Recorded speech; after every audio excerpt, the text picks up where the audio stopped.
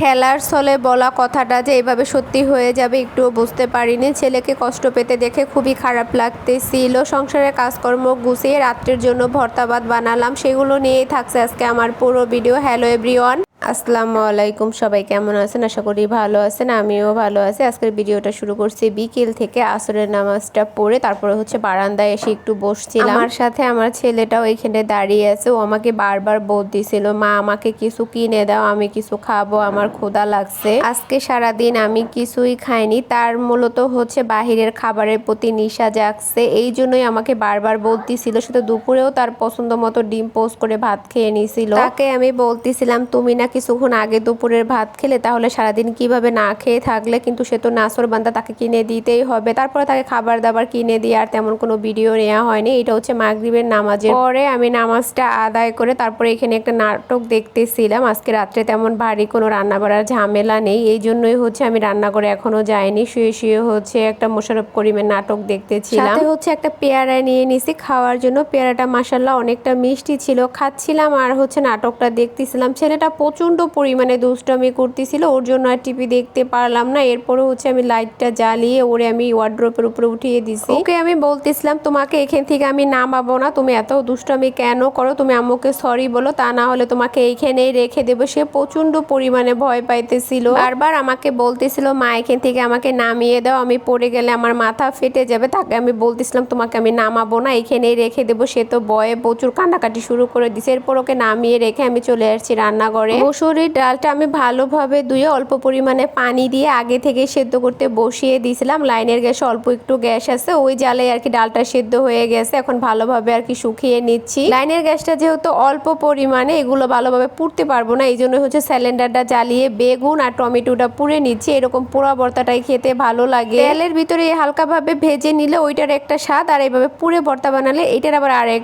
রকম স্বাদ। এই জন্যই আমি আজকে পুড়ে নিচ্ছি। আসলে সব সময় একরকম ভাবে ভর্তা বানালে খেতে ভালো লাগে না, মাঝে মধ্যে একটু অন্যরকম ভাবে বানালেও খেতে ভালো লাগে। এখানে আমি ডালটা ভালোভাবে শুকিয়ে বাটির ভিতরে বেড়ে নিয়ে আমি আলুটা ফালি ফালি করে কেটে সেদ্ধ বসিয়ে দিলাম। অনেকগুলো থালা বাটি জমে গেছিল ঝুড়ির ভিতরে, এই জন্য সবগুলো আমি নিয়ে এসে এখন র্যাকের ভিতরে সাজিয়ে রাখতেছি। র্যাকের থেকে নামিয়ে একটা একটা করে ময়লা করে ধুয়ে ঝুড়ির ভিতরে রাখতে রাখতে দেখা যায় ঝুড়িতে জায়গাই থাকে না। পরে আবার শুকানোর পরে এনে এইভাবে সাজিয়ে রাখি। থালাবাটিগুলো সুন্দরভাবে র্যাকের ভিতরে সাজিয়ে রেখে আমি বাহিরে গেছিলাম শুকনো মরিচ আনার জন্য। ভর্তা বানাতে হলে তো শুকনো মরিচ লাগবে, বাসায় শুকনো মরিচ ছিল না, এই জন্যই এখানে শুকনো মরিচ নিয়ে আসলাম। এইদিকে আমার 2 রকম ভর্তা অলরেডি রেডি হয়ে গেছে, শুধু আলুটা সেদ্ধ হলে আমি ভর্তাটা বানিয়ে নিব। তো এখানে আলুগুলো অলরেডি অর্ধেকটা সেদ্ধ হয়ে গেছে, যেহেতু চুলার আঁচ অল্প, একটু সময় লাগবে। আলুগুলো সেদ্ধ হওয়ার পরে আমি চোষাগুলো চুলে ফেলে দিয়ে ভালোভাবে ম্যাশ করে এখানে নিছি। এখন সবকিছু আমি রেডি করে ভর্তাটা বানিয়ে নেব।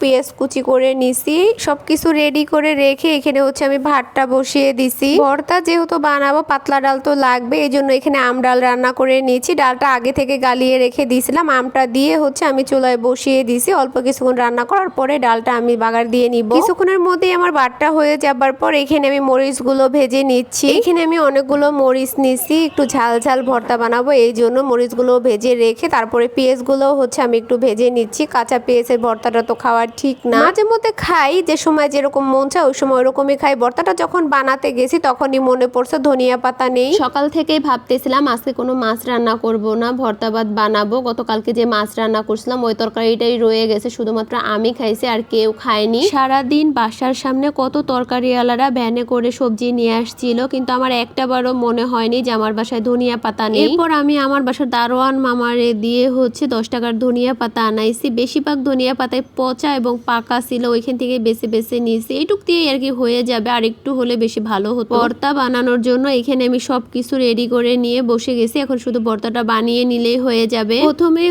আমি এখানে ভেজে রাখা শুকনো মরিচের ভিতরে স্বাদ মতো লবণ দিয়ে আমি এখন মরিচগুলো আর পেঁয়াজ ভাজাগুলো ভালোভাবে মিশিয়ে এর ভিতরে ধনিয়া পাতা দিয়ে মিলিয়ে তারপরে একটু একটু করে ভর্তার সাথে মিলিয়ে ভর্তাগুলো আমি বানিয়ে নিব। আলাদা করে প্রত্যেকটা ভর্তার সাথে মরিচটা মেখেও ভর্তা বানানো যেত, কিন্তু ওটারও ঝামেলা এবং অনেকটা সময় লেগে যাবে। এই জন্যই হচ্ছে মরিচ ভর্তাটা আগে বানিয়ে রেডি করে নিচ্ছি, তারপরে প্রত্যেকটা ভর্তার সাথে একটু করে মিশিয়ে ভর্তাটা বানিয়ে নিলেই হয়ে যাবে। মরিচটা অনেকটা আগে থেকেই ভেজে রাখা ছিল, এই জন্য হচ্ছে একটু মেখে নিতে সময় লাগতেছে। মরিচটা আমার ভর্তা করা হয়ে গেছে, এখন একটু একটু করে নিয়ে আমি ভর্তাটা রেডি করে নিচ্ছি। প্রথমে হচ্ছে আমি আলু ভর্তাটা করব। মেখে রাখা মরিচটা দেওয়ার পরও হচ্ছে আমি এখানে অল্প পরিমাণে সরিষার তেল আর হচ্ছে একটু লবণ দিয়ে নিছি, কারণ লবণের পরিমাণটা একটু কম হয়েছে আর সরিষার তেলটা দেওয়ার কারণ একটু ফ্লেভারটা ভালো আসবে এই জন্য। তো আলু ভর্তাটা মেখে রেখে এখন আমি ডাল ভর্তাটা করে নিব। ওই একইভাবে হচ্ছে আমি ডাল ভর্তাটা করে উঠিয়ে রেখে এখন হচ্ছে বেগুন আর টমেটোটা ভর্তা করে নিচ্ছি। এইভাবে টমেটো আর বেগুন একত্রে ভর্তা করলে ভর্তাটা অনেক ভালো লাগে খেতে, এই জন্যই হচ্ছে আমরা এইভাবে ভর্তা করি। আপনারা যারা এখনো এইভাবে ভর্তাটা খাননি তারা খেয়ে ট্রাই করে দেখতে পারেন, খুবই ভালো লাগে। এর মধ্যে হচ্ছে আমার ভর্তাটা এখানে রেডি, দেখেন কত সুন্দর লাগতেছিল আর প্রত্যেকটা ভর্তায় অনেকটা মজা হয়েছিল খেতে। আমি তো ভাতের সাথে খাইনি, এমনি একটু খেয়ে দেখছি, মাশাআল্লাহ অনেকটা ভালো লাগছে। ভর্তা বানাতে বানাতে দেখি ছেলেটা ঘুমিয়ে গেছে, তো ওরে আমি এখানে শোয়াই দিছি। সারাটা দিন সংসারের কাজকর্ম সামলিয়ে ছেলেকে রাখি, তারপরও একটু ব্যথা পেতে দেইনি। আর আধা ঘন্টা 1 ঘন্টার জন্য নিচে ঘুরতে যে এরকম ভাবে ব্যথা পেয়ে আসে, আসলে বলার কিছু নাই, মা হয়ে চুপ করে সহ্য করা ছাড়া। এগুলো নিয়ে কিছু বলতে গেলেই মানুষের কাছে হয়ে যাব